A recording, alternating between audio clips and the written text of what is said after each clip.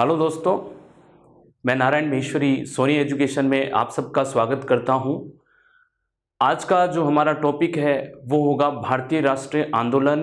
हमारा एग्जाम का ये टॉपिक भारतीय राष्ट्रीय आंदोलन, ठीक है। भारतीय राष्ट्रीय आंदोलन, ठीक है दोस्तों।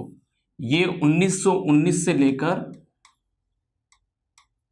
1947 तक, 1947 तक जो है हमारे एग्जाम में इसको डिस्क्राइब कर रखा है। 1919 से लेकर 1947 तक हमको भारतीय राष्ट्रीय आंदोलन के बारे में पढ़ना है।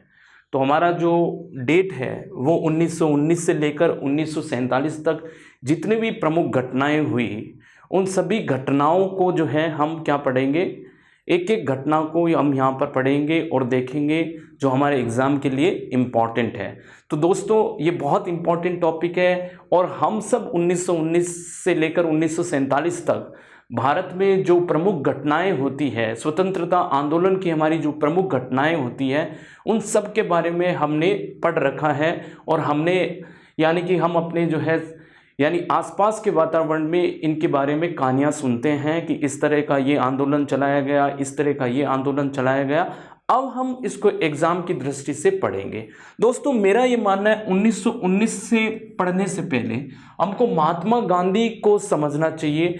महात्मा गांधी के बारे में हमको जो है जानकारी होनी चाहिए। तो पहले हम बात करते हैं महात्मा गांधी के जीवन के बारे में, परिचय लेते हैं और उसके बाद फिर हम जो है 1919 से अपनी यात्रा को शुरुआत करेंगे।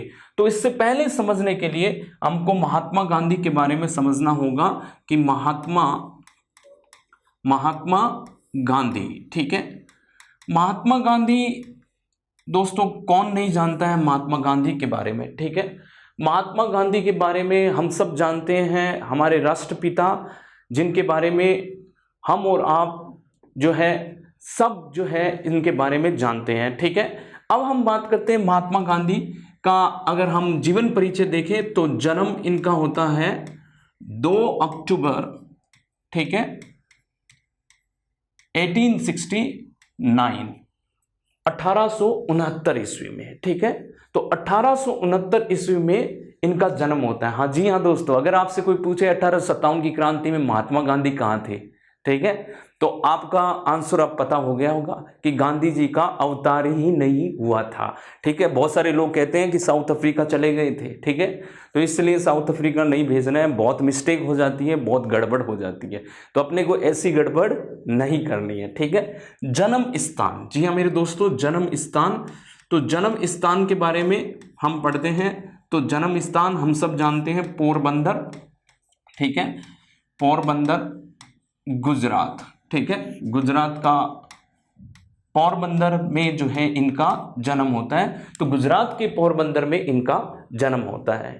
इनका पूरा नाम, यानी कि इनका पूरा नाम होता है, पूरा नाम, फुल नेम, पूरा नाम, ठीक है। पूरा नाम इनका मोहनदास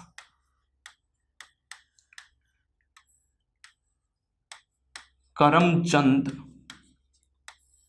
गांधी, मोहनदास करमचंद गांधी होता है। जी हाँ मेरे दोस्तों, इनका पूरा नाम होता है मोहनदास करमचंद गांधी। पिताजी का नाम, ठीक है, इनके पिता का नाम जो है हम सब जानते हैं करमचंद गांधी। क्या होता है? करमचंद गांधी, ठीक है।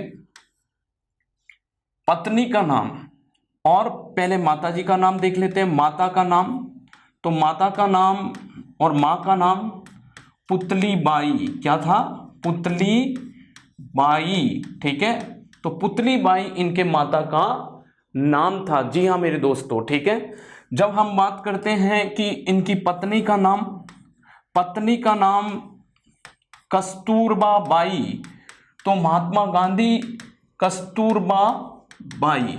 देखिए दोस्तों, मैं आपको एक चीज बताना चाहता हूं। पुतली बाई जो थी वो बहुत ही जो है हम कह सकते धार्मिक प्रवृत्ति की महिला थी और ये गांधी जी को सत्य का पाठ, अहिंसा का पाठ और जो है गांधी जी के जीवन में जो जितने भी नैतिक गुण डेवलप होते हैं वो अपनी माँ से डेवलप होते हैं। उन्होंने अपने जो है जीवन, अपनी आत्मकथा में ये कहा है कि मेरी माँ जो थी, मेरे माँ का बहुत बड़ा योगदान था मेरे जीवन में, मेरे नैतिक गुणों को जो है डेवलप करने के लिए। और जो हम कह सकते हैं कि ये बहुत ही धार्मिक प्रवृत्ति की इंसान थी, बहुत ही धार्मिक प्रवृत्ति की महिला थी, जो गांधी जी को हरिश्चंद्र की कहानियां सुनाती थी, गांधी जी को सत्य के बारे में बताती थी, गांधी जी को हमेशा सत्य बोलने के लिए विवश करती थी।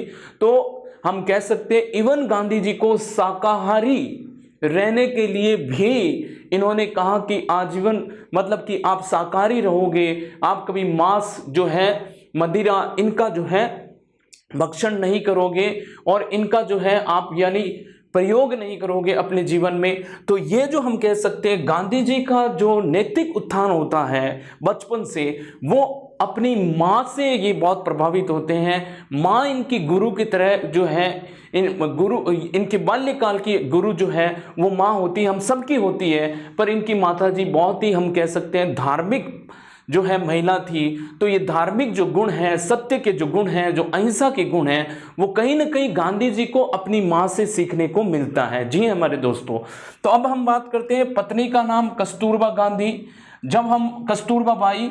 अब हम बात करते हैं कि इनके बेटे का नाम। तो इनके बेटे 4 बेटे थे दोस्तों, हरिलाल, ठीक है, मणिराम, हरिलाल, मणिराम, देवदास तथा रामदास। जी हाँ मेरे दोस्तों, रामदास, ये इनके 4 बेटे हैं। कभी कभी एग्जाम में मान लो आपसे पूछ लिया जाए कि इनके बेटे का नाम क्या था, तो आपका नाम होगा हरिलाल, मणिराम, देवदास तथा रामदास, ठीक है। ये यानी कि उच्च शिक्षा प्राप्त करने के लिए, बैरिस्टर बनने के लिए लंदन जाते हैं। तो 1888 ईस्वी में ये लंदन जो है कानून की पढ़ाई करने जाते हैं, तो इंग्लैंड जाते हैं। तो 1888 ईस्वी में कानून की पढ़ाई के लिए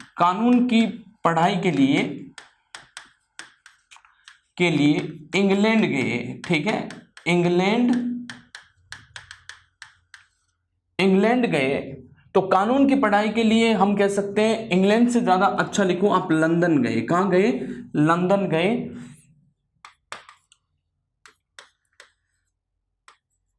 लंदन गए, ठीक है। और वहां से दोस्तों 1891 में ये बैरिस्टर बनकर वापस मुंबई आते हैं।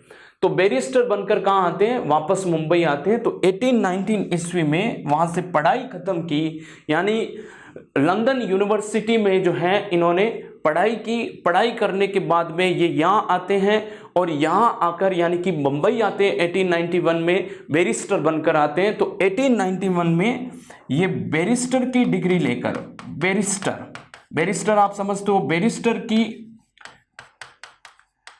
डिग्री लेकर भारत आए, ठीक है। तो बैरिस्टर की डिग्री लेकर ये क्या आए? भारत आए। तो यहां से ये जो है कहने का मतलब है कि 13 वर्ष की, यानी कि 1888 ईस्वी में कानून की पढ़ाई के लिए लंदन गए, ठीक है। वहां से 1890 ईस्वी में बैरिस्टर की डिग्री लेकर भारत आए। एक फैक्ट मैं आपको बताना चाहता हूं, इनकी जो शादी होती है वो 13 वर्ष की आयु में होती है। किसके साथ? कस्तूरबा बाई के साथ। कभी कभी एग्जाम में पूछ लिया जाता है 13 वर्ष की आयु में, ठीक है। तो 13 वर्ष की आयु में इनकी जो है शादी होती है। हालांकि बाल विवाह होता है, उस समय जो है भारत में ये प्रथा जो है बहुत मजबूत थी, बाल विवाह की प्रथा बहुत ज्यादा मजबूत थी। तो इनका भी जो विवाह होता है कस्तूरबा बाई से, वो कस्तूरबा बाई से विवाह इनका होता है 13 वर्ष की आयु में होता है। और जब हम बात करते हैं इनसे, इनको पुत्र थे, 4 पुत्र थे, हरिलाल, मणिराम, देवदास तथा रामदास। जी हाँ मेरे दोस्तों, 1888 ईस्वी में ये कानून की पढ़ाई करने के लिए कहां जाते हैं? लंदन गए। लंदन जाने के बाद 1901 में बैरिस्टर की डिग्री लेकर ये भारत आए। तो दोस्तों ये बैरिस्टर की डिग्री लेकर कहां आए? भारत आए। जब हम बात करते हैं यहां से हमारी जो अगली कड़ी में जो हम बात करते हैं कि गांधी जी जो है गांधी जी की एक शिष्या थी, ठीक है, गांधी जी की एक शिष्या थी जिसका नाम था मीराबेन, ठीक है, मीराबेन, ठीक है, और इसका वास्तविक नाम था मैडलिन स्लेड। क्या था? Madeleine Slade. तो इसका वास्तविक नाम मैं यहां लिख देता हूं, वास्तविक नाम, ठीक है। ये गांधी जी ने इनको नाम दिया था मीराबेन, क्योंकि आप समझते हो कि गुजरात में जो है बहन को बेन बोला जाता है, मीराबेन। मीराबेन वास्तविक नाम इसका क्या था? तो वास्तविक नाम, जी हाँ मेरे दोस्तों, कभी कभी एग्जाम में पूछ लिया जाता है, मैडलिन स्लेड। तो मैडलिन स्लेड इनका जो है वास्तविक नाम था। ये आपको ध्यान रखना है क्योंकि ये एग्जाम में कई बार पूछ लिया जाता है, ठीक है। तो ये गांधी जी की शिक्षा थी, गांधी जी की शिष्या थी, और ये जो है बेसिकली ये गांधी जी के साथ जो है गांधी जी के साथ रहती थी और गांधी से बहुत प्रभावित थी, ठीक है। अब हम बात करते हैं कि यहां से अगर हम बात करते हैं कि गांधी जी जो है पहली बार साउथ अफ्रीका, हम सब जानते हैं गांधी जी ने जो है साउथ अफ्रीका में कहीं न कहीं अपनी राजनीति की शुरुआत की थी। तो गांधी जी जो पहली बार बैरिस्टर बने तो बंबई आए। बंबई में गांधी जी का काम चला नहीं, तो फिर इन्होंने हाई स्कूल के जो है अध्यापक के लिए भी, यानी कि हम कह सकते हैं हाई स्कूल अध्यापक के लिए भी आवेदन भरा, पर वहां पर जो है आवेदन इनका रिजेक्ट कर दिया गया। तो ये जो है राजकोट आते हैं और राजकोट में जो है ये अपना जो है कानून की जो पढ़ाई करके आते हैं, तो राजकोट में अपना ऑफिस खोलते हैं और राजकोट से अपना करियर की शुरुआत करते हैं। अपने हम कह सकते हैं कि अपने वकालत जो है वो यहां से राजकोट से शुरुआत करते। बंबई में इनकी वकालत चली नहीं तो ये कहां आए? राजकोट आए। राजकोट में वकालत करनी इन्होंने चालू की।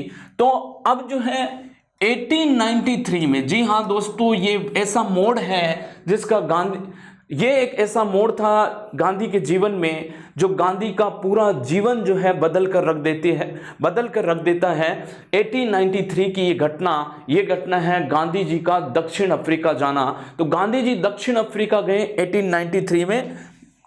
दक्षिण अफ्रीका गांधी कहां गए? गांधी दक्षिण अफ्रीका गए 1893 में, दक्षिण अफ्रीका। जी हां दोस्तों, ये अफ्रीका, और किसके कहने पर? दादा अब्दुल्ला के कहने पर। तो दादा अब्दुल्ला के कहने पर गए, दादा अब्दुल्ला, ठीक है, दादा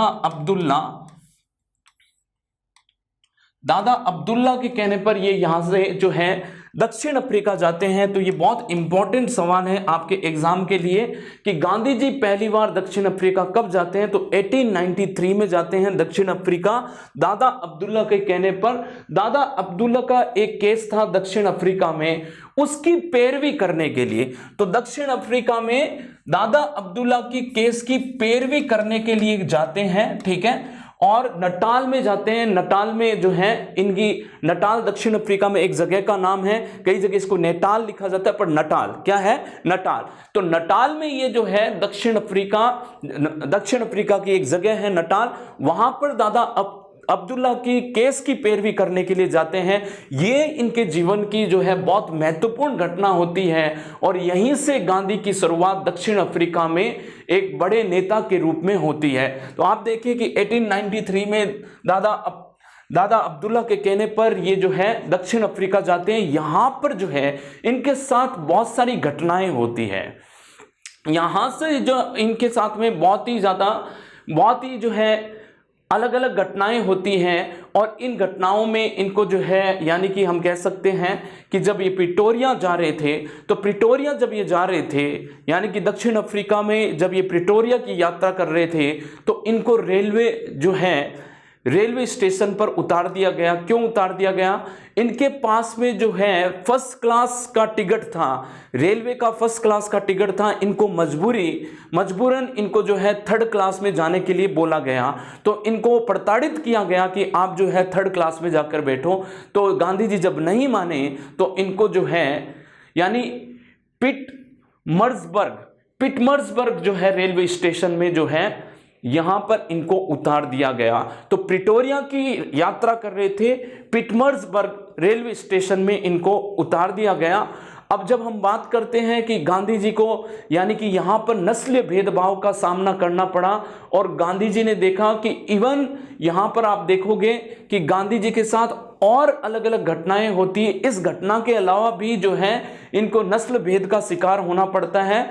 वो नस्ल भेद का शिकार इस तरह से कि एक घटना में जब ये जज के सामने पैरवी कर रहे थे, जी हाँ मेरे दोस्तों, जब ये जज के सामने पैरवी कर रहे थे तो इनको अपनी पगड़ी उतारने के लिए बोला, तो गांधी जी ने पगड़ी उतारने से मना कर दिया। दक्षिण अफ्रीका के जज ने बोला आप अपनी जो ये पगड़ी है वो उतारो, तो उन्होंने इस पगड़ी को उतारने से मना कर दिया। और इवन इनको जो है बहुत सारे प्रिटोरिया में, जहां की ये यात्रा कर रहे थे प्रिटोरिया में बहुत सारी जो होटल थी इनको कमरा देने से भी मना कर दिया था। तो इन्होंने एक रात जो है यानी कि रेलवे स्टेशन पर गुजारी थी। तो कहने का मतलब है दोस्तों, गांधी जी जो है इस नस्ल भेदभाव का शिकार होते हैं दक्षिण अफ्रीका में। और दक्षिण अफ्रीका में जब इन अत्याचारों का सामना गांधी जी से होता है तो गांधी जी ने जो है दक्षिण अफ्रीका में रह रहे भारतीयों की दशा देखकर बड़े चिंतित हुए। तो गांधी जी ने देखा दक्षिण अफ्रीका में 3 तरह के कैटेगरी के भारतीय लोग रहते हैं। कितनी कैटेगरी के? 3 कैटेगरी के भारतीय लोग रहते हैं। एक यानी कि व्यापारी वर्ग जो यहां से व्यापार करने गया था, ठीक है, व्यापारी वर्ग, ठीक है। दूसरा उसमें क्या था, अधिकतर मेमन मुस्लिम जो है अधिकतर मेमन मुस्लिम जो है यहां व्यापार करने गए थे। दूसरे जो है हम कहते हैं मजदूर वर्ग, ठीक है। कौन सा? मजदूर वर्ग जो वहां के गन्नों के जो खेत होते थे, दक्षिण अफ्रीका के गन्नों के खेत में काम करते थे। और ऐसे हम कह सकते हैं कि तीसरा वर्ग ऐसा देखा, पूर्व निगमित जो है मजदूर थे वो भी यहां पर जो है इनको दिखते हैं। पूर्व निगमित मजदूर वर्ग का मतलब यह होता है कि आप जो है 5 साल के कॉन्ट्रैक्ट के लिए दक्षिण अफ्रीका गए हो, 2 साल के कॉन्ट्रैक्ट के लिए यानी कि अनुबंधन पर जो है आप दक्षिण अफ्रीका गए हो, पर आपका अनुबंधन वहां खत्म हो गया, फिर भी वहां आप रह रहे हो। तो तीसरे कैटेगरी के जो लोग देखें, जो मजदूर वर्ग देखा, वो पूर्व निगमित मजदूर वर्ग देखा इन्होंने, मजदूर वर्ग, ठीक है दोस्तों। तो इन्होंने पूर्व निगमित मजदूर वर्ग देखा। तो गांधी जी ने देखा कि इन मजदूरों के पास में जिनका अनुबंधन जो है खत्म हो चुका है, अब भी वो यहां पर रह रहे हैं, इनके पास में या मजदूर वर्ग के पास में कोई, और भारत के जो व्यापारी हैं इनके पास में किसी भी तरह के अपने अधिकार नहीं है, इनका जो है शोषण हो रहा है। तो ये सब देखकर और गांधी जी के अपने निजी अनुभव देखकर गांधी जी ने यहां पर जो है भारतीयों को एकत्रित करके उनकी आवाज उठाने का बीड़ा उठाया, ठीक है। तो उनकी आवाज उठाने का जब बीड़ा उठाया तो गांधी ने जो है मेरे दोस्तों, गांधी जी ने 1894 में नटाल कांग्रेस की स्थापना की। क्या की? नटाल कांग्रेस की स्थापना की। तो 1894 में इसी कार्य को पूरा करने के लिए, भारतीय की आवाज को एकत्रित करके वहां की सरकार तक पहुंचाने का काम अब जो है गांधी जी करते हैं। तो इसके लिए गांधी जी ने क्या किया, 1894 में नटाल में कांग्रेस की स्थापना की। तो नटाल कांग्रेस की स्थापना, इसका नाम क्या है? नटाल कांग्रेस की स्थापना की। ये कभी कभी एग्जाम में सवाल पूछा जाता है, इंपॉर्टेंट है। 1894 के बाद में हम बात करते हैं 1903 में। जी हां मेरे दोस्तों, 1903 में गांधी जी ने इंडियन, अब देखो आपने आवाज उठा रहे हो अपनी, और लोगों के प्रति जो है आप जो है लोगों के लिए आप आवाज उठा रहे हो, तो आवाज उठाने के लिए आप अपने जो है विचार कैसे व्यक्त करोगे, कैसे जो है वहां की सरकार तक अपने विचार पहुंचाओगे।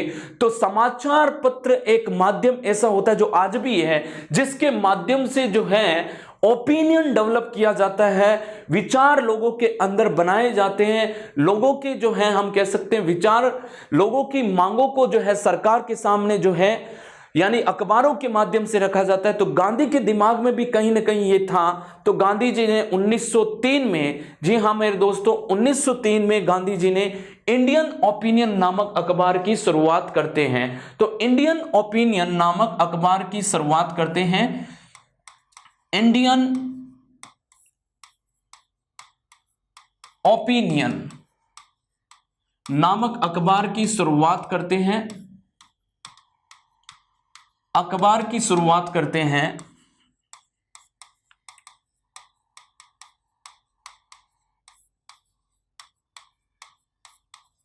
ठीक है, तो गांधी जी 1903 में इंडियन ओपिनियन नामक अखबार की शुरुआत करते हैं। गांधी जी ने यहां पर अपनी नैतिक सोच को डेवलप करने के लिए, जी हां दोस्तों, जैसे 1903 में इंडियन ओपिनियन नामक अखबार की शुरुआत करते हैं, तो एक और फैक्ट मैं आपको बताता हूं, 1904 में गांधी जी ने, 1904 में गांधी जी ने फिनिक्स आश्रम की स्थापना की। कौन से आश्रम की? फिनिक्स आश्रम की स्थापना की, आश्रम की स्थापना, फिनिक्स आश्रम की स्थापना। क्योंकि देखो, आश्रम आप हमेशा पढ़ते हो, आश्रम का मतलब होता है कि जब आपके साथ में मजदूर वर्ग जो है आपके साथ में जो है आंदोलन में उतर रहे हैं, तो मजदूर वर्ग का जो परिवार है, जो उन पर आश्रित है, वो लोग जो है कैसे अपना गुजारा करेंगे, कैसे उनके जो है हम कह सकते हैं कि कैसे वो अपना गुजारा करेंगे, कैसे उनका जो है दैनिक जीवन जो है चलेगा। इसके लिए गांधी जी ने जो है आश्रम स्थापित किए। आश्रम यानी कि गांधी जी ने चंदा इकट्ठा करके और उनके परिवारों का जो है, जब तक वो आंदोलन में रहे तब तक उनके परिवारों का भरण पोषण कहीं ना कहीं इस आश्रम के द्वारा होती थी। ठीक है, और ये आश्रम कैसे स्थापित होते थे? ये आश्रम जो है चंदा इकट्ठा करके स्थापित किए जाते थे। तो डरबन में, साउथ अफ्रीका का एक शहर है डरबन में, तो डरबन में इन्होंने जो है फिनिक्स आश्रम की स्थापना की 1904 में। जी हां मेरे दोस्तों, ठीक है। अब हम बात करते हैं यहां से, अब जब सत्याग्रह 1906 में गांधी जी ने पहली बार दक्षिण अफ्रीका में सत्याग्रह किया। तो दक्षिण अफ्रीका में सत्याग्रह, सत्याग्रह का मतलब होता है सत्य के लिए आग्रह करना। सत्याग्रह का मतलब क्या होता है? सत्य के लिए आग्रह करना, वही सत्याग्रह है कि सत्य के लिए जो है सरकार से आग्रह करना और सत्य के लिए किसी भी व्यक्ति से आग्रह करना, वो सत्याग्रह होता है। तो 1904 में जो है दक्षिण अफ्रीका में सत्याग्रह की शुरुआत, दक्षिण अफ्रीका में सत्याग्रह की शुरुआत होती है, में सत्याग्रह की शुरुआत। ठीक है मेरे दोस्तों, यहां पर जो है एक एक्ट लाया जाता है, जिस एक्ट के तहत जो है भारतीयों को, जी हां मेरे दोस्तों, भारतीयों को वोट देने का अधिकार से वंचित कर दिया गया कि कोई भी भारतीय अगर यहां रह रहे हैं वो वोट नहीं दे सकता है, उनको इस अधिकार से वंचित रख दिया गया था। इसके लिए गांधी जी ने जो है विरोध जताया और गांधी जी ने जो है भारतीय जनमानसों को की आवाज को जो है बेसिकली जो है वहां की सरकार तक पहुंचाया। हालांकि ये विधेयक पारित हो गया, इसमें गांधी जी जो है सफल नहीं हो पाए, फिर भी उन्होंने कहीं न कहीं जो है वहां की सरकार का ध्यान आकर्षित कर लिया था। ये गांधी जी की क्या बड़ी जीत हुई 1906 में। तो गांधी जी दक्षिण अफ्रीका में सत्याग्रह की शुरुआत कब करते हैं? 1906 में करते हैं। जी हां मेरे दोस्तों, तो 1906 में ये दक्षिण अफ्रीका में सत्याग्रह की शुरुआत करते हैं। 1908 में गांधी जी ने पहली बार जेल यात्रा की, प्रथम बार जेल यात्रा, यानी कि प्रथम बार गांधी को जेल होती है 1908 में, जब गांधी जी का ये जो हम कह सकते हैं आंदोलन होता है, ये 1908 में, यानी कि एक हम कह सकते हैं कि एक विधेयक पारित किया गया, एक नियम निकाला गया कि यदि किसी भारतीय के पास में पंजीकृत जो है प्रमाण पत्र नहीं होगा, ठीक है, तो उसको जो है गिरफ्तार कर लिया जाएगा और वहीं से वो जो है और उसको बेल नहीं दी जाएगी। तो आप समझ रहे हो कि यदि कोई भारतीय दक्षिण अफ्रीका में रह रहा है, उसके पास में एक पंजीकृत जो है प्रमाण पत्र हमेशा होना जरूरी है। कभी भी जो है सरकारी कर्मचारी यदि आपसे मांगते हैं तो आपको तुरंत वो दिखाना पड़ेगा। यदि आप दिखा नहीं पाते हो तो आपको जो है जेल में डाल दिया जाएगा। ये एक तरह का ऐसा कानून था जो भारतीयों के स्वाभिमान को कहीं ना कहीं जो है नीचे कर रहा था, स्वाभिमान पर जो है खतरा था और भारत के, हम कह सकते हैं भारतीयों के स्वाभिमान पर एक प्रहार था, ठीक है, और दक्षिण अफ्रीका की सरकार का। तो कहने का मतलब है, तो इसके लिए गांधी जी ने जो है एक जन आंदोलन किया और गांधी जी को इसके लिए प्रथम बार जेल जाना पड़ा, ठीक है। 1910 में गांधी जी ने जोहान्सबर्ग में, कहां पर, जोहान्सबर्ग में लियो टॉलस्टॉय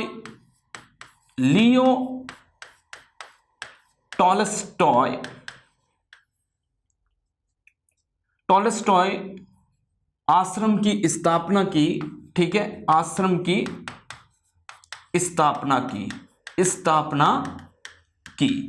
जी हाँ मेरे दोस्तों, कि लियो टॉलस्टॉय आश्रम की स्थापना की। ये एक रशियन जो है विद्वान थे, लियो टॉलस्टॉय। इनसे जो है गांधी बहुत प्रभावित थे। इनकी एक किताब भी गांधी जी ने पढ़ी जिसका नाम था the kingdom of God with in you, ठीक है। फिर हम बात करेंगे गांधी जी ने जो है किन किताबों से ज्यादा प्रभावित हुए, उसमें मैं आपसे डिटेल में बात करूंगा। जब हम बात करते हैं लियो टॉलस्टॉय फार्म की स्थापना की, तो कहां की, जोहान्सबर्ग में जो है इन्होंने लियो टॉलस्टॉय फार्म या आश्रम की स्थापना की। और इस आश्रम की स्थापना के लिए सहायता किसने की, तो सहायता गांधी जी का एक जर्मन जो दोस्त था, जर्मन मित्र हर्मन कालेनबेक, ठीक है। हर्मन कालेनबेक ने जो है गांधी जी की जो है, यानी कि ये जर्मन मित्र था, इसने गांधी जी की मदद की। जर्मन मित्र गांधी जी का हर्मन कालेनबेक, और जो है कई किताबों में इसको हर्मन कालेनबेक भी बोला जाता है। तो हर्मन कालेनबेक जो है बेसिकली ये गांधी जी का जर्मन मित्र था। इसकी सहायता से इन्होंने जो है 1910 में जोहान्सबर्ग में लियो टॉलस्टॉय आश्रम की स्थापना की। जी हाँ मेरे दोस्तों, अब हम बात करते हैं कि यहां से गांधी जी 1915 में, ठीक है, 1915 में गांधी जी जो है कहां आते हैं, भारत में आते हैं 1915 में। तो 1915 में गांधी का क्या होता है, भारत में आगमन होता है 1915 में। तो 1915 में भारत आगमन, गांधी जी के कहां आगमन होता है, भारत आगमन होता है। भारत आगमन 9 जनवरी 1915। तो 9 जनवरी मैं लिख देता हूं, 9 जनवरी 1915 को गांधी जी का क्या होता है, भारत आगमन होता है। और किस जहाज से आते हैं गांधी जी, जिस जहाज से आते हैं उसका नाम होता है SS सुदीव जहाज, ठीक है। SS सुदीव जहाज से गांधी जी भारत में आते हैं, ठीक है। और कहां आते हैं, तो मुंबई के अपोलो बंदरगाह पर गांधी जी उतरते हैं। तो मुंबई के अपोलो बंदरगाह पर, मुंबई के अपोलो बंदरगाह पर, अपोलो बंदरगाह पर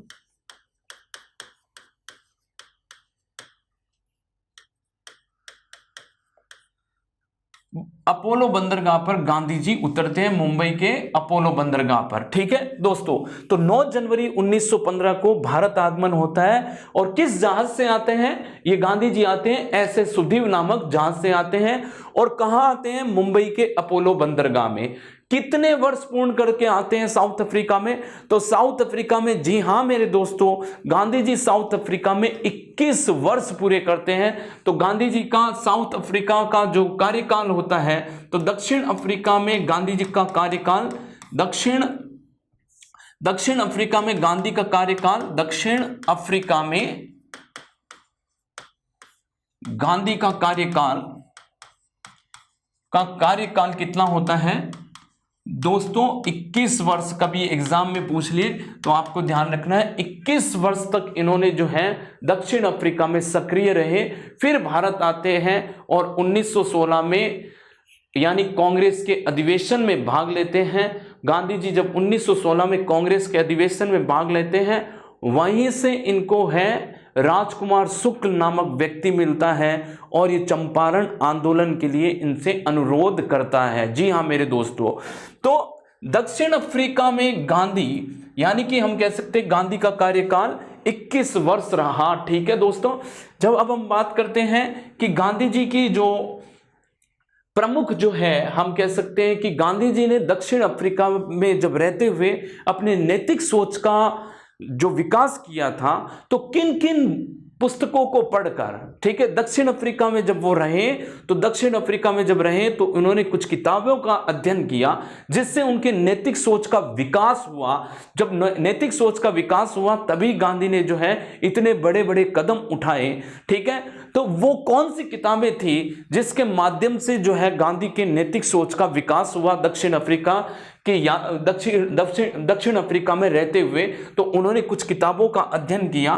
तो गांधी द्वारा पढ़ी गई कुछ महत्वपूर्ण किताबें, तो महत्वपूर्ण किताबें जब मैं आपको बता रहा हूं गांधी द्वारा जो पढ़ी गई थी, ठीक है, तो गांधी द्वारा अध्ययन की गई,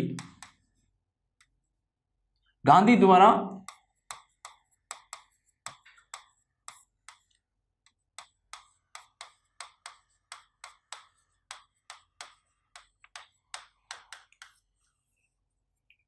महत्वपूर्ण किताबें, ठीक है, वो ये कि ये इंग्लिश में है दोस्तों, तो इसको आप, मैं जहां तक है वो हिंदी में लिखने की कोशिश करूंगा, पर इनका नाम आपको जो है इंग्लिश में ही मिलता है।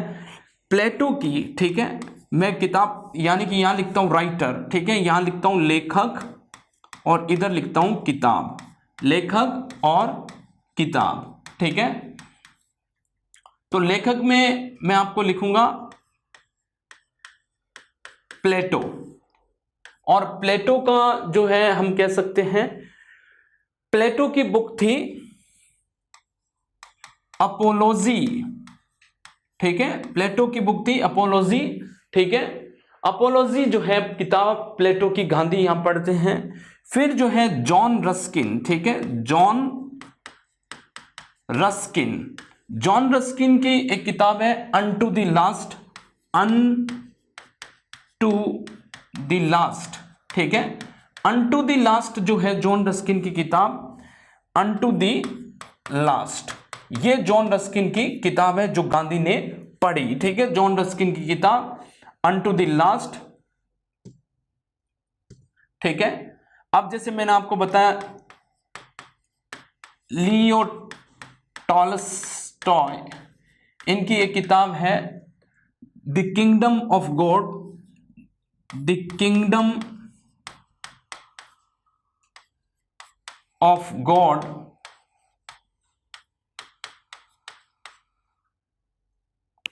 विदिन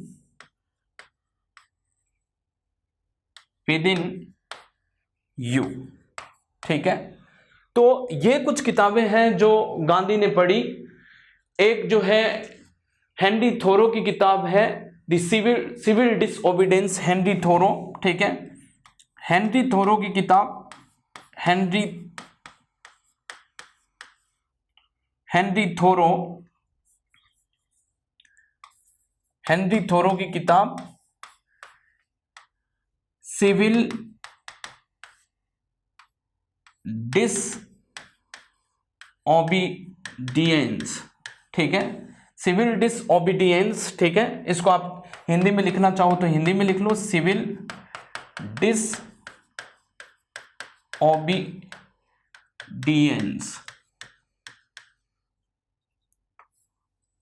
ठीक है, सिविल डिसओबीडियंस। ये जो है किताबें जो है गांधी जी ने पढ़ी अपने नैतिक सोच का विकास करने के लिए। गांधी जी ने कुछ ये महत्वपूर्ण किताबें दोस्तों दक्षिण अफ्रीका में रहते हुए इन्होंने पढ़ी थी, ठीक है। अब जब हम बात करते हैं कि गांधी जी द्वारा लिखित कुछ महत्वपूर्ण पुस्तकें, ठीक है। तो गांधी द्वारा लिखित महत्वपूर्ण पुस्तकें, गांधी की पुस्तकें, ठीक है। तो गांधी जी के द्वारा लिखी गई पुस्तकें, तो पुस्तकें में जो है बेसिकली कुछ पुस्तक जो है हम कहेंगे कि एक गांधी जी की जो आत्मकथा, वो हमारे एग्जाम में पूछे जाती है, सत्य के साथ मेरे प्रयोग। क्या है? सत्य के साथ मेरे प्रयोग, सत्य के साथ मेरे प्रयोग, ठीक है। ये गांधी जी की क्या है? आत्मकथा, ठीक है दोस्तों, ये आत्मकथा है गांधी जी की। दूसरी किताब गांधी जी ने लिखी अनासक्ति योग, अनासक्ति योग, ये गांधी द्वारा लिखी गई एक और किताब। एक किताब गांधी जी की सुनो विद्यार्थी, क्या है? सुनो विद्यार्थी, ये जो है गांधी द्वारा लिखी गई किताब। एक किताब जो है गांधी द्वारा गीता माता, ठीक है, ये गीता माता जो है बेसिकली गांधी द्वारा किताब लिखी गई थी। अनासक्ति योग, सुनो विद्यार्थी, गीता माता, सत्य के साथ मेरे प्रयोग, और जो है ये गांधी जी ने जो है किताबें जो है महत्वपूर्ण किताबें लिखी। और गांधी जी ने कुछ पत्रिकाओं का भी संपादन किया। तो पत्रिका कौन सी थी? पत्रिका में एक तो ही ग्रीन पैम्पलेट, क्या है? Green pamphlet.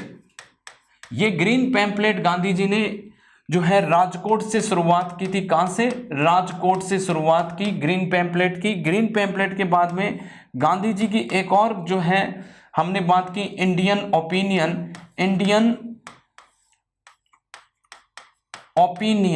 ठीक है। इंडियन ओपिनियन जो है पत्रिका की, मैगजीन की शुरुआत करते हैं। फिर हम बात करते हैं तीसरी जो गांधी जी की थी, यंग इंडिया। क्या थी? यंग इंडिया गांधी द्वारा शुरुआत की गई, ठीक है। और जो है एक और गांधी जी द्वारा जो है शुरुआत की गई हरिजन, ठीक है, हरिजन पत्रिका। ये गांधी द्वारा कुछ जो है महत्वपूर्ण पत्रिकाएं जो गांधी द्वारा हम कह सकते हैं कि प्रकाशित की गई थी, ठीक है। और ये गांधी द्वारा लिखित कुछ महत्वपूर्ण किताबें। जी हाँ मेरे दोस्तों, अब हम बात करते हैं यहां से हमारी अगली जो बात है कि गांधी जी द्वारा जो है गांधी को जो है किन किन लोगों ने क्या क्या नाम दिए हैं। तो किसी ने जो है गांधी जी को बोला बापू, ठीक है, तो बापू। किसी ने बोला राष्ट्रपिता, ठीक है, राष्ट्रपिता। और किसी ने बोला गांधी जी को मलंग बाबा, क्या बोला? मलंग बाबा, ठीक है। और किसी ने बोला गांधी जी को अर्धनग्न फकीर, ठीक है। और किसी ने बोला गांधी जी को महात्मा, ठीक है दोस्तों। तो गांधी जी को बापू जिसने कहा, इससे सवाल बनते हैं, गांधी जी को जिसने बापू कहा वो कौन थे? पंडित जवाहरलाल नेहरू। पंडित जवाहरलाल नेहरू। तो जवाहरलाल नेहरू ने जो है गांधी जी को क्या बोला था? बापू के नाम से वो पुकारते थे, ठीक है। तो इनको प्यार से जो है ये बापू के नाम से पुकारते थे। राष्ट्रपिता जो है, राष्ट्रपिता सुभाष चंद्र बोस ने बोला था 1944 में रेडियो स्टेशन से जब ये संबोधित कर रहे थे। तो जो हम कह सकते हैं आज़ाद हिंद फौज जब अपना काम अच्छे से कर रही थी, आज़ाद हिंद फौज जो है अंडमान और निकोबार के द्वीप समूह पर कब्जा कर लिया था, उस समय इन्होंने जो है संबोधन किया था कि हम राष्ट्रपिता का आशीर्वाद चाहते हैं, ठीक है। तो कहने का मतलब है सुभाष चंद्र बोस ने गांधी को क्या बोला? गांधी को बोला राष्ट्रपिता। तो ये बहुत इंपॉर्टेंट सवाल है, कभी कभी एग्जाम में पूछा जाता है। तो ये जो है कई एग्जामों में हालांकि ये पूछ लिया गया है और आगे कई एग्जामों में ये पूछा जाएगा, क्योंकि ये इंपॉर्टेंट सवाल है कि सर्वप्रथम गांधी जी को जो है राष्ट्रपिता के नाम से संबोधित किसने किया था। तो मेरे दोस्तों, सर्वप्रथम जो गांधी जी को राष्ट्रपिता के नाम से संबोधित जो व्यक्ति करता है वो कौन होता है? सुभाष चंद्र बोस। मलंग बाबा, तो मलंग बाबा हम कह सकते हैं कबीलाई थे, उत्तर पश्चिम सीमांत प्रांत के जो कबीलाई थे वो इन्होंने जो है इनको गांधी जी को क्या बोलते थे?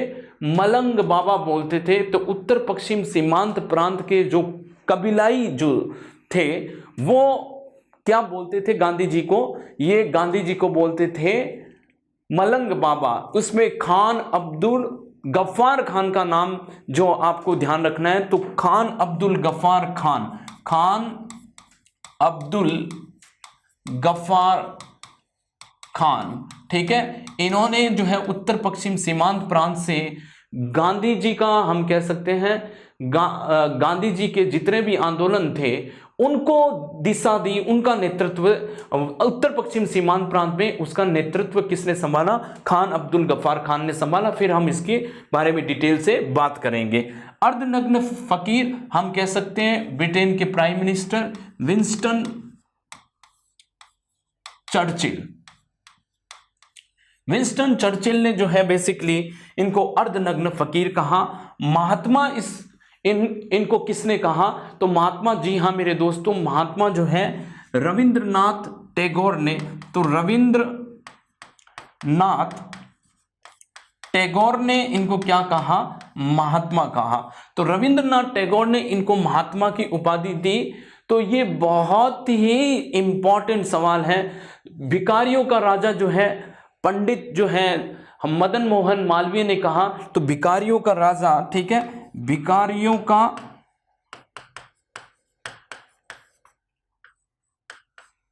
राजा पंडित मदन मोहन मालवीय, ठीक है। इन्होंने क्या कहा? इन्होंने इनको भिखारियों का राजा कहा। तो आपने एक बार हम देख लेते हैं हमने क्या पढ़ा, ठीक है दोस्तों। तो ये हमने पढ़ा कि गांधी जी के बारे में, क्योंकि गांधी जी के बारे में हम पढ़ रहे हैं। आज हमारा टॉपिक है भारतीय राष्ट्रीय आंदोलन। भारतीय राष्ट्रीय आंदोलन जो है 1919 से लेकर 1947 तक मैंने आपसे बात की। अब हम बात कर रहे हैं महात्मा गांधी के बारे में। जैसे मैंने आपको बताया जन्म इनका कहाँ हुआ? जन्म इनकी तिथि है 2 अक्टूबर 1869 ईस्वी में। इसी दिन अहिंसा दिवस मनाया जाता है। तो 2007 में यानी कि इसके बारे में चर्चाएं होती रही। तो हम बात करते हैं कि 2 अक्टूबर के दिन क्या मनाया जाता है? अहिंसा दिवस मनाया जाता है, ठीक है। जन्म स्थान जो है पोरबंदर गुजरात, हम सब जानते हैं। पूरा नाम इनका क्या है? मोहनदास करमचंद गांधी। पिता का नाम करमचंद गांधी, माता का नाम पुतलीबाई, ठीक है। पत्नी का नाम कस्तूरबा गांधी। 13 वर्ष की उम्र में, 13 वर्ष की आयु में, अल्प आयु में, यानी कि हम कह सकते हैं बाल विवाह था और इनकी जो है शादी हो जाती है कस्तूरबा बाई से। जैसे मैंने आपको बताया पुतलीबाई से ये बहुत प्रभावित थे। नैतिक जो शिक्षा इनको मिलती है, सत्य, हमेशा सत्य बोलना, नैतिक शिक्षा, धार्मिक प्रवृत्ति जो गांधी की थी वो इनकी माताजी की देन है। अब हम बात करते हैं कि इनके बेटे थे, जो 4 बेटे थे, हरिलाल, मणिराम, देवदास तथा रामदास। ये इनके 4 बेटे थे। 1888 ईस्वी में ये कानून की पढ़ाई के लिए कहां चले गए? कानून की पढ़ाई के लिए ये लंदन चले गए। जी हाँ मेरे दोस्तों, लंदन में इन्होंने कानून की पढ़ाई की। 1891 ईस्वी में बैरिस्टर की डिग्री लेकर ये भारत आए। तो बैरिस्टर की डिग्री लेकर ये भारत आए और ये यहाँ से क्या बन गए? वकील बन गए। वकील में जैसे मैंने आपको कहा कि इन्होंने वकालत शुरुआत मुंबई में की। मुंबई में इनका धंधा पानी चला नहीं, धंधा पानी नहीं चला तो ये कहाँ आए? राजकोट। राजकोट में इतना कोई ज्यादा रेस्पॉन्स इनको ढंग से मिला नहीं। तो ढंग से इनको जब इनकी वकालत नहीं चली तो इनके जीवन में एक मोड़ आता है और वो मोड़ के बारे में हमने बात की कि इनकी शिष्या का नाम भी मैंने आपको बताया मीराबेन, जो वास्तविक नाम था इनका मेडलिन स्लेड। अब 1893 में जो वो मोड़ आता है जिससे गांधी जी जो है पूरी, हम कह सकते हैं दक्षिण अफ्रीका जाना गांधी जी के लिए एक महत्वपूर्ण घटना होती है। वहां दक्षिण अफ्रीका की घटनाओं ने जो है गांधी जी के अंदर निखार लाया और गांधी जी की जीवन को ही बदल के रख दिया। जैसे मैंने आपको कहा नस्ल भेदभाव जो था वो गांधी जी के साथ हुआ। गांधी जी को जो है पिटमर्सबर्ग रेलवे स्टेशन पर जो है गांधी जी को क्या, यानी कि रेलवे स्टेशन पर गांधी जी को रेल से धक्का दे दिया गया तथा उनका सामान फेंक दिया गया। उनके पास में फर्स्ट क्लास टिकट होते हुए भी उनको थर्ड क्लास जो है डब्बे में जाने के लिए बोला गया, पर उन्होंने मना कर दिया। जब उन्होंने मना किया तो वहाँ उनको जो है पिटमर्सबर्ग जो है रेलवे स्टेशन जो है वहाँ पर गांधी जी को फेंक दिया गया और गांधी जी को जो है सम्मान को भी जो है फेंक दिया गया। ठीक है, तो ये गांधी जी के साथ कुछ घटनाएं होती हैं, जो मैंने आपको घटनाएं बताई कि गांधी जी जो पगड़ी जो है पहनकर जब वकालत कर रहे थे, जो कोर्ट में पैरवी कर रहे थे, तो उनको जो है वहाँ के जज ने बोला कि आप जो है पगड़ी नहीं पहन सकते हो। तो गांधी जी जो है अत्याचारों का सामना दक्षिण अफ्रीका में होता है। फिर वो भारत में यानी कि भारतीय जो रह रहे थे वहाँ पर उनकी हालत देखते हैं तो गांधी जी और घबरा जाते हैं। और जब गांधी जी देखते हैं कि वहाँ 3 कैटेगरी के भारतीय जो लोग रहते हैं, एक तो जो है मेनन मुस्लिम जो है वो व्यापारी वर्ग रहता है, वो दूसरा जो है मजदूर वर्ग रहता है, तीसरा ऐसा मजदूर वर्ग जिनका कॉन्ट्रैक्ट खत्म हो चुका है, जिनका अनुबंध खत्म हो चुका है, फिर भी वो रह रहे हैं, फिर भी वो वहाँ पर रह रहे हैं और उनके पास में किसी भी तरह का कोई अधिकार नहीं है और जो है उनका शोषण हो रहा है, अलग अलग अधिनियम के तहत उनका शोषण किया जा रहा है। तब गांधी ने जो है दोस्तों, गांधी ने जो है भारतीयों की आवाज उठाने की जिम्मेदारी ली और इन सभी घटनाओं को देखते हुए गांधी जी ने जो है नटाल कांग्रेस की स्थापना 1894 में की। नटाल कांग्रेस की स्थापना करते हैं। 1903 में गांधी जी ने जो है एक अखबार की जो है शुरुआत की। वो अखबार का नाम क्या था? इंडियन ओपिनियन नामक अखबार की शुरुआत करते हैं और इसका मेन मकसद होता है भारतीयों की आवाज जो है वहां के प्रशासन तक पहुंचाना था और जो है एक कहीं न कहीं जो है जनमत इकट्ठा करना था। तो इंडियन ओपिनियन नामक अखबार की शुरुआत करते हैं। 1904 में फिनिक्स आश्रम की स्थापना करते हैं। तो महात्मा गांधी किसकी स्थापना करते हैं? 1904 में फिनिक्स आश्रम की स्थापना करते हैं। ठीक है दोस्तों, डरबन में करते हैं। आश्रम के बारे में मैंने बताया।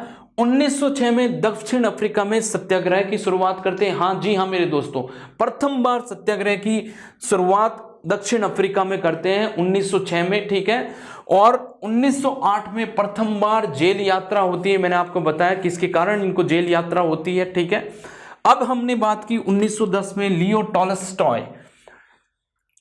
टॉलस्टॉय आश्रम की स्थापना करते हैं, जोहान्सबर्ग में करते हैं। सहायता कौन करता है? इनके जर्मन मित्र होते हैं जो इस आश्रम के लिए इनको सहायता प्रदान करते हैं। उनका नाम था हरमन कालीन बेग।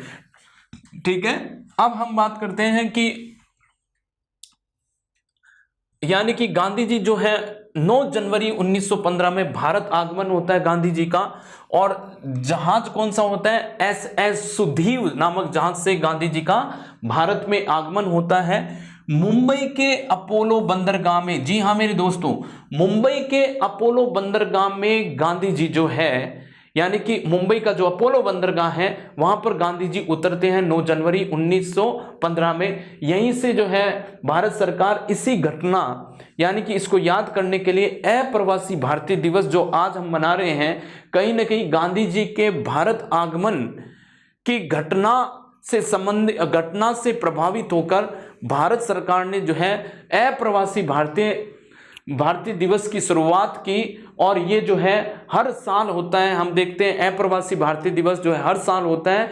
NRI जो भारत के हैं, यानी कि भारत मूल के निवासी जो बाहर रह रहे हैं, जो बहुत अच्छा काम कर रहे हैं, उनको भारत सरकार भारत में बुलाती है या कहीं अन्य देशों में बुलाती है। उनके साथ में सम्मेलन होता है और भारत के विकास की बात होती है। ठीक है दोस्तों, तो अब हमने बात की दक्षिण अफ्रीका का गांधी का कार्यकाल कितना रहता है? 21 वर्षों तक का रहता है। 21 वर्ष वो दक्षिण अफ्रीका में सक्रिय रहे। ठीक है, गांधी द्वारा अध्ययन की गई महत्वपूर्ण किताबें, तो गांधी द्वारा जो अध्ययन की गई महत्वपूर्ण किताबें जो उन्होंने अपने जीवन में अध्ययन की, ऐसी किताबें जिससे उनका नैतिक जो है सोच डेवलप हो, तो कुछ किताबें मैंने आपको बताया। प्लेटो की जो है अपोलॉजी किताब उन्होंने पढ़ी, जॉन रस्किन की किताब अनटू द लास्ट पढ़ी, फिर लियो Tolstoy the kingdom of God with in you, ठीक है, ये पढ़ी। फिर हेनरी थोरो की सिविल डिसओबीडियंस, तो सिविल डिसओबीडियंस किताब इन्होंने पढ़ी। और ये गांधी जी जो है गीता से बहुत प्रभावित थे। तो इनके जीवन में एक और किताब थी जिनसे ये बहुत प्रभावित थे। तो ये जो गीता है, गीता हमारी जो हिंदुओं की जो हम कह सकते हैं कि एक तरह का सबसे बड़ा जो हम कह सकते हैं धार्मिक पुस्तक है, सबसे बड़ी धार्मिक पुस्तक है और सबसे जो है अलौकिक जो है धार्मिक पुस्तक गीता, जो हमको ये एक कर्म आधारित हम कह सकते हैं कर्म प्रधानता पर जो लिखी हुई किताब है। भगवान श्री कृष्ण द्वारा उपदेश दिया गया अर्जुन को, कर्म प्रधान जो उपदेश दिया गया है वो इसी जो है किताब में मिलता है। इसी किताब से जो है गांधी जो है बहुत प्रभावित थे। जब हम बात करते हैं कि गांधी की पुस्तकें, सत्य के साथ मेरे प्रयोग आत्मकथा है गांधी जी की, अनासक्ति योग ये गांधी जी ने लिखी, सुनो विद्यार्थी ये गांधी जी ने लिखी, गीता माता गांधी जी ने लिखी, ठीक है। पत्रिका जो गांधी जी ने लिखी वो ग्रीन पैम्पलेट लिखी राजकोट, इंडियन ओपिनियन भी लिखा गांधी जी ने, यंग इंडिया का संपादन किया, हरिजन का संपादन किया। जी हाँ मेरे दोस्तों, मृत्यु जो होती है, मृत्यु 30 जनवरी 1948 में, जिसको शहीद दिवस मनाया जाता है, शहीद दिवस।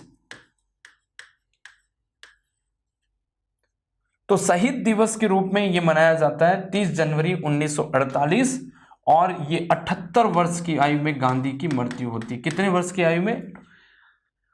78 वर्ष की आयु में गांधी की मृत्यु होती है। 30 जनवरी 1948 शहीद दिवस मनाया जाता है। इसी दिन नाथूराम गोडसे ने जो है गांधी को गोली मारकर हत्या कर दी। जब गांधी जी जो है प्रार्थना के लिए जा रहे थे तभी जो है नाथूराम गोडसे ने जो है गांधी की हत्या कर दी। तो दोस्तों हमने जो है गांधी के रिलेटेड कुछ जो है महत्वपूर्ण जो है चीज़ें पढ़ी और इसी से आगे हम जो है अब हम कड़ी जोड़ेंगे। हमारे 1919 के राष्ट्रीय आंदोलन की शुरुआत होती है 1919 से लेकर 1947 तक। जितने भी महत्वपूर्ण घटनाएं उस पर हम गहनता से चर्चा करेंगे।